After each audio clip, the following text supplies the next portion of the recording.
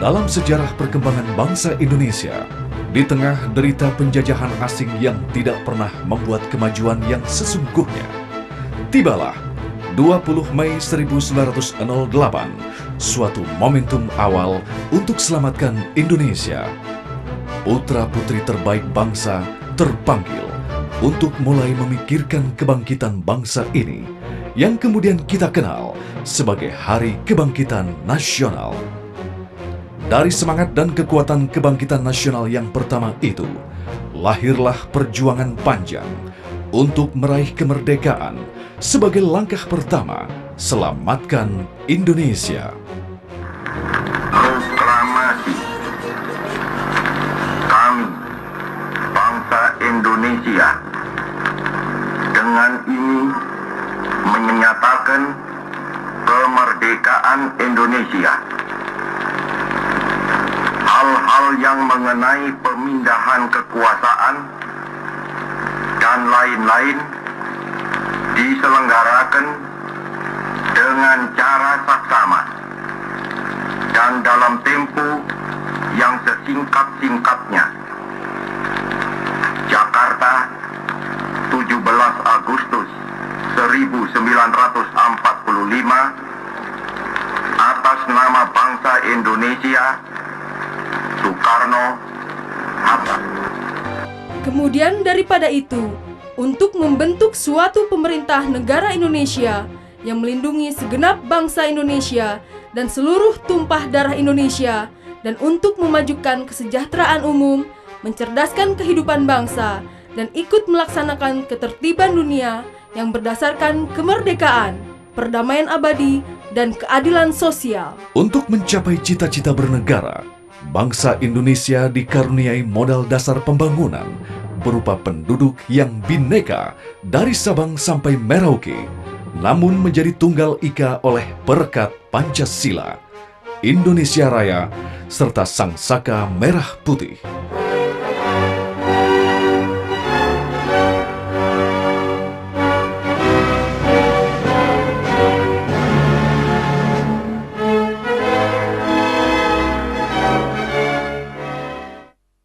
Dan tentunya, karunia tak terhingga lainnya berupa Nusantara yang kaya raya dengan hasil laut, subur untuk pertanian, dan berlimpah ruah sumber minyak serta hasil tambang. Cadangan minyak bumi Indonesia mencapai sekitar 8,6 miliar barel dengan tingkat produksi kurang lebih 400 juta barel per tahun. Sementara cadangan gas bumi mencapai sekitar 185,8 triliun kaki kubik dengan tingkat produksi kurang lebih 3 triliun kaki kubik per tahun. Negeri ini dipenuhi dengan sebaran sumber daya batu bara, mineral logam utama, serta mineral industri. Ibu Pertiwi mengandung timah, biji nikel, tembaga, emas primer, perak, pasir besi, bauksit, mangan, batu bara, panas bumi yang semuanya berada di peringkat 2 hingga 9 besar dari seluruh dunia. Lalu apa yang terjadi setelah 1 abad kebangkitan nasional? Indonesia kini memiliki hutang 148 miliar dolar. Jumlah penduduk miskin anak bangsa ini mencapai 39,05 juta jiwa. Menurut data BBS, atau sekitar 17,75%. Itu jika garis kemiskinan Rp153.000 per kapita per bulan. Jika garis kemiskinan dinyatakan sekitar Rp540.000 per kapita per bulan sesuai standar Bank Dunia, maka jumlah anak bangsa yang terperangkap kemiskinan mencapai 109 juta jiwa atau 49,5% atau nyaris setengahnya. Sementara itu jumlah pengangguran terbuka mencapai sekitar 12 juta orang dan mereka yang tergolong setengah pengangguran hampir 30 juta jiwa. Menurut penuturan Menteri Kesehatan, 4,1 juta bayi atau 20% menderita gizi kurang dan 8% diantaranya menderita gizi buruk. Bagaimana nasib anak Indonesia yang ingin menikmati pendidikan sebagai syarat kebangkitan bangsanya? Data dari Depdiknas sebagai hasil Rembuknas Pendidikan Juni 2007 menunjukkan, pada 2003 ada 531.186 ruang kelas yang rusak. Dari jumlah itu, 360.219 ruang sudah diperbaiki.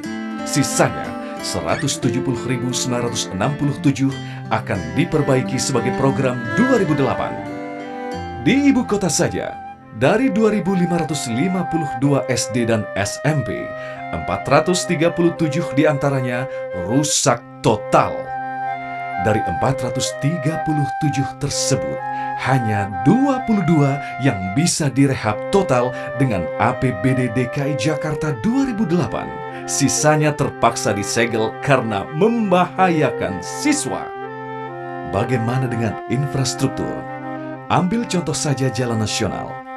Dari total panjang jalan nasional saat ini 34.628 km, 2.770 km diantaranya rusak ringan dan 3.844 km dalam kondisi rusak berat. Akibatnya, bukan hanya kerugian ekonomi yang bisa mencapai puluhan miliar rupiah dan tersendatnya mobilitas sosial, tetapi juga banyak jiwa yang harus melayang.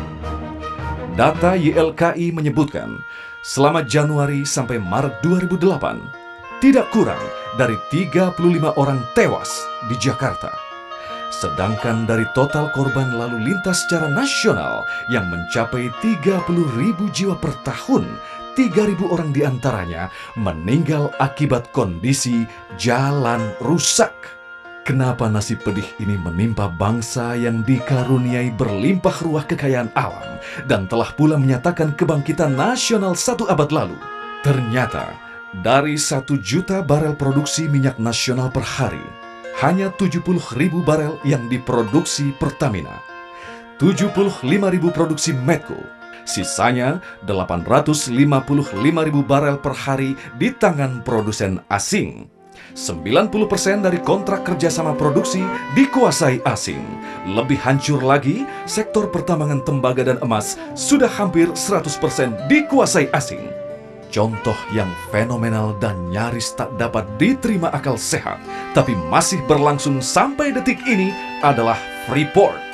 Ini adalah tambang mineral terbesar yang menguras 300.000 ton biji per hari, sekaligus menghancurkan ekosistem 3 sungai besar dan Laut Arafura.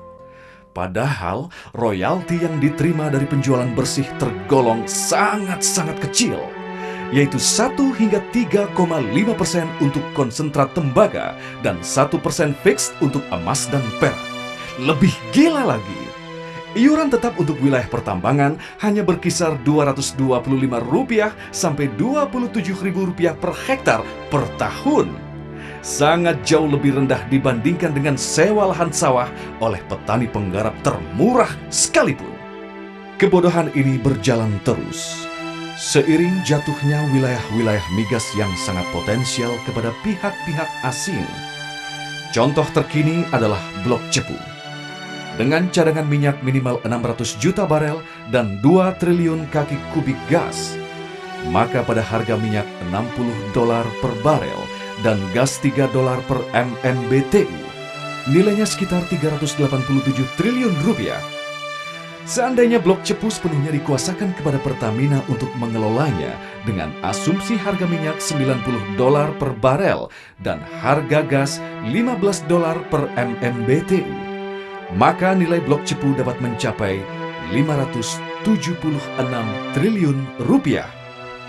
Apalagi jika harga minyak terus naik di atas angka $100 atau $110 per barel seperti yang terjadi belakangan ini. Lihat pula kontrak penjualan LNG tangguh ke Fujian Cina sebesar 2,6 juta ton per tahun dengan harga $3,35 per MMBTU selama 25 tahun yang sesungguhnya merugikan bangsa ini sekitar Rp350 triliun. Belum lagi kontrak bagi hasil Natuna Blok D Alpha dengan porsi bagi hasil sebelum pajak 100% untuk ExxonMobil dan 0% untuk pemerintah. artinya pemerintah sama sekali tidak mempunyai hak atas hasil produksi gas secara fisik karena pemerintah hanya akan mendapatkan penerimaan dari pajak saja. Ini sekaligus bahaya karena jaminan pasokan gas dalam negeri dari Natuna Blok D Alpha tidak ada sama sekali. Bagaimana dengan nasib hutan Indonesia? Kantor berita Reuters menyebutkan bahwa 72% hutan Indonesia telah musnah, sementara setengah dari sisanya terancam punah karena pembalakan komersial yang mungkin saja istilah lain dari illegal logging, juga akibat kebakaran hutan dan penggundulan untuk perkebunan sawit. Guinness Book of Records tahun 2008 menyebutkan Indonesia memegang kejuaraan dunia penggundulan hutan. Sedangkan Greenpeace menyatakan selama tahun 2000 sampai 2005, Indonesia merupakan negara tercepat dalam menggunduli hutannya. Setiap jam, hutan seluas 300 kali lapangan sepak bola amblas untuk selama-lamanya. Kecepatan ini sekarang pasti menurun, karena hutan yang tersisa tinggal sedikit. Sudah tidak memungkinkan kenduri besar lagi. Kenapa undang-undang dan peraturan tidak mampu mencegah dan menjaga harta kekayaan Ibu Pertiwi? Justru yang terjadi adalah sebaliknya. Beberapa undang-undang dan peraturan malah cenderung menjual negara. Misalnya, Undang-Undang Nomor 25 Tahun 2007 tentang penanaman modal, serta Peraturan Presiden Nomor 77 Tahun 2007. Bahkan kini ada 44 BUMN strategis yang akan dijual. Akhirnya, apa kabar segenap tanah air dan tumpah darah Indonesia? Sekitar 46,8% muatan laut dalam negeri dikuasai oleh kapal berbendera asing. Bahkan 96,6% muatan angkutan laut diambil kapal asing.